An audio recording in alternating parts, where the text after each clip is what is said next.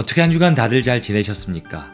우리는 계속되어지는 가스펠 프로젝트를 통해 갇힐 수 없는 복음 시리즈로 말씀을 나누고 있습니다. 사도행전 24장은 이렇게 시작합니다.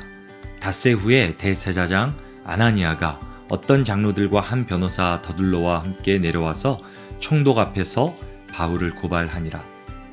이 구절은 바울이 유대인들에게 고발당하는 장면입니다. 그 당시 유대교의 수장격인 대제사장 아나니아가 로마 총독 앞에서 바울을 고발합니다. 대제사장, 총독, 왕, 사도행전을 읽다 보면 그 당시 다양한 지배 계층들을 접하게 됩니다. 바울 당시 유대 사회는 복잡한 정치 구조가 자리 잡고 있었고 이 가운데 일어나는 이해관계로 얽혀져 있었습니다. 이 정치 구조를 아는 것이 사도행전을 이해하는 데 도움이 됩니다. 그래서 오늘 가스펠 스케치를 통해 바울 당시 유대의 정치 구조를 차근차근 설명해 드리도록 하겠습니다. 오늘 스케치 제목은 바로 유대 사회의 정치 구조입니다. 이제 본격적으로 스케치 시작해 보겠습니다. 주후 1세기 무렵 로마 제국의 영역은 상당했습니다. 이탈리아 반도를 중심으로 유럽, 서남아시아 그리고 북아프리까지 이르렀습니다. 시오노 나나미는 로마인 이야기에서 로마 제국의 성장 비결을 이렇게 소개합니다. 지성은 그리스인보다 못하고 체력은 켈트족이나 게르만족보다 못하고 기술력은 에투루리아인보다 못하고 경제력에서는 카르타고인보다 뒤떨어졌던 로마인이 이들 민족보다 뛰어난 점은 무엇보다도 그들이 가지고 있던 개방적 성향이 아닐까. 많은 역사가들은 로마인의 개방성이 모든 결점을 극복하고 천년 제국을 가능케 했다고 해석합니다. 로마 제국은 이 광대한 제국을 다스리기 위해 지역에 맞는 정책을 사용하고 상당한 자치권도 허용했습니다. 로마 제국이 가장 선호한 통치 제도는 총독 제도였습니다.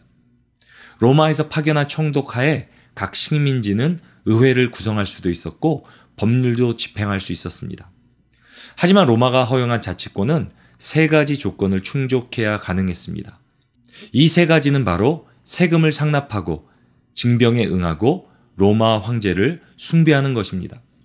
이런 점에서 유대 지역은 큰 골칫거리였습니다. 왜냐하면 유일신을 섬기며 이방인을 적대시하는 유대인들에게 이 세 가지는 쉽지 않은 조건이었기 때문입니다. 이때 등장한 사람이 바로 헤롯입니다. 헤롯 안티파스 1세는 헤롯 가문의 창시자이자 이두메의 장군입니다. 이두메는 구약 에돔의 신약 명칭입니다.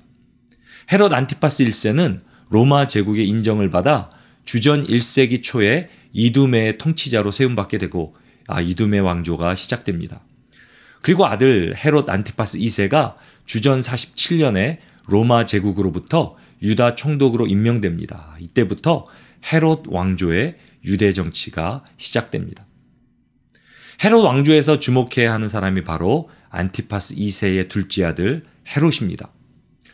헤롯은 25세의 나이에 갈릴리 지역의 총독으로 임명되고 7년 뒤에는 로마 황제로부터 유대인의 왕으로 정식 임명됩니다. 이 헤롯이 우리가 잘 아는 헤롯 대왕으로 예수님 태어날 당시 유아 살해 명령을 내린 왕입니다.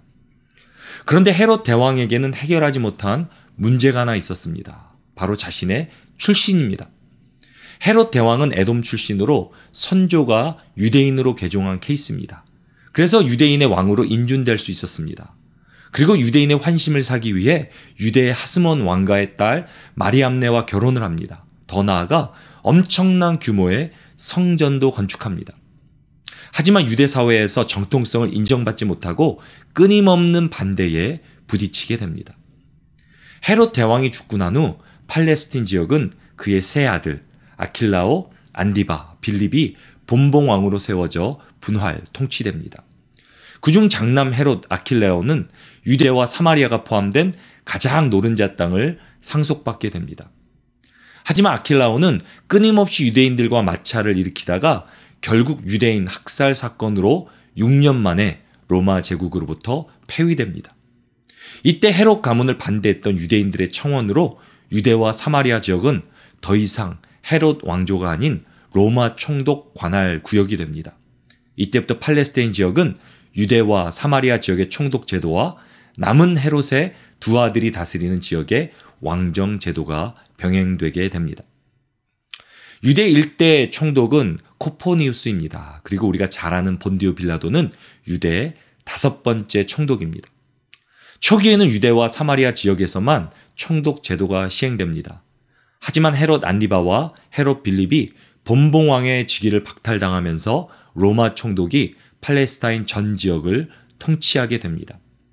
사도행전 24장에서 26장에 등장하는 벨릭스는 로마의 11번째 총독이고 베스도는 12번째 총독입니다. 여기 함께 등장하는 아그리빠 왕은 헤롯 대왕의 증손자 아그리빠 2세이고 베니게는 아그리빠 2세의 누나입니다. 이미 이때는 실질적인 권력이 로마 총독에게 있었고 왕은 그저 상징적인 타이틀이었습니다. 그렇다고 로마 총독 마음대로만 할 수 있는 것도 아닙니다. 식민지의 평화를 유지하는 것이 총독의 가장 큰 책임이기에 헤롯 왕조와도 좋은 관계를 유지해야 했습니다. 이제까지 유대 사회의 정치 구조 중 로마 총독과 헤롯 왕조의 관계를 설명드렸습니다. 마지막으로 알아야 할 정치 제도는 바로 산헤드린입니다. 제가 서두에 로마 제국이 많은 식민지를 효과적으로 통치하기 위해 자치권을 허용했다고 말씀드렸습니다. 유대인들의 자치기관이 바로 산헤드린입니다. 산헤드린의 최고 의장은 대제사장으로 구성원은 대제사장을 비롯해서 장로들 그리고 서기관들 중에서 선출됩니다. 신약시대 당시 서기관들의 대다수가 바리새인이었던 것들을 감안할 때 공회의 대부분이 바리새인들로 구성되었을 것으로 추정합니다. 로마는 유대의 종교적인 문제에 개입하지 않았습니다. 로마의 종교 양식을 강요하지도 않았으며 유대의 성전을 존중하여 이방인들의 출입도 금지시켰습니다. 더 나아가 모든 식민지에서 행하는 군대 징용을 유대에서만큼은 예외를 두었습니다. 황제 숭배를 거부하는 그들의 신앙을 어느 정도 존중해 준 것입니다. 그렇기 때문에 산헤드린의 역할은 중요했습니다. 유대 사회에 일어나는 전반적인 사회적, 종교적 문제에 대한 재판권이 있었습니다. 하지만 제약도 또한 주어졌습니다. 세금 징수와 사형 집행권에만은 로마에 속한 고유 권한이었습니다. 예수님과 사도 바울의 경우에도 자신들이 처리할 수 있는 종교적인 문제였습니다. 하지만 그들에게는 사형권이 없었기 때문에 로마 총독에게 고발한 것입니다.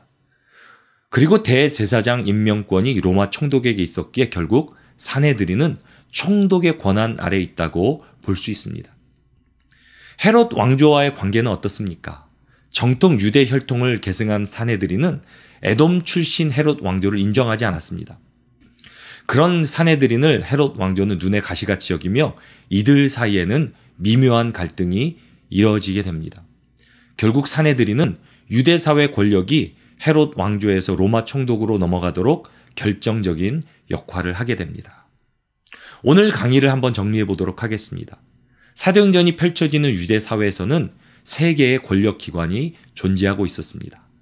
헤롯 왕조, 로마 총독, 그리고 산헤드린. 헤롯 왕조는 로마 총독의 권한 아래에 있는 상징적인 권력입니다. 하지만 혈통의 정통성을 인정받지 못해 산헤드린과는 갈등의 구조를 이루고 있습니다. 산헤드린은 유대 자치정부로 재판할 수 있는 권한이 있었습니다. 하지만 로마 총독의 권한 아래에 있었고 최고 의장인 대제사장의 임명권도 로마 총독에게 있었습니다. 로마 총독은 유대 지역의 실질적인 권력자였습니다. 하지만 자신의 권력을 유지하기 위해 헤롯 왕조와 산헤드린과 좋은 관계를 유지해야 했습니다. 유대 사회에는 복잡한 정치 구조가 자리 잡고 있었습니다. 하지만 역사의 주인은 결국 하나님이십니다. 이런 상황 속에서도 하나님은 사도 바울을 통해 로마에서까지 복음이 증거되게 하십니다. 그래서 우리는 인류의 역사를 히스토리, 하나님의 이야기라고 고백합니다. 갇힐 수 없는 복음, 이번 주일 선포되어지는 메시지를 기대하는 마음으로 사도행전 26장 22절 23절에 나오는 바울의 고백을 통해 오늘 가스펠 스케치 마무리해 보도록 하겠습니다. 하나님의 도우심을 받아 내가 오늘까지 서서 높고 낮은 사람 앞에서 증언하는 것은 선지자들과 모세가 반드시 되리라고 말한 것밖에 없으니 곧 그리스도가 고난을 받으실 것과 죽은 자 가운데서 먼저 다시 살아나사 이스라엘과 이방인들에게 빛을 전하시리라 함이니이다 하니라. 이번 주 가스펠 프로젝트 스케치를 보시며 궁금하신 것이 있다면 언제든지 알려주시기 바랍니다. 제가 최선을 다해 답해 드리도록 하겠습니다. 한 주간도 주님 안에서 말씀 붙들고 승리하시기를 축복합니다.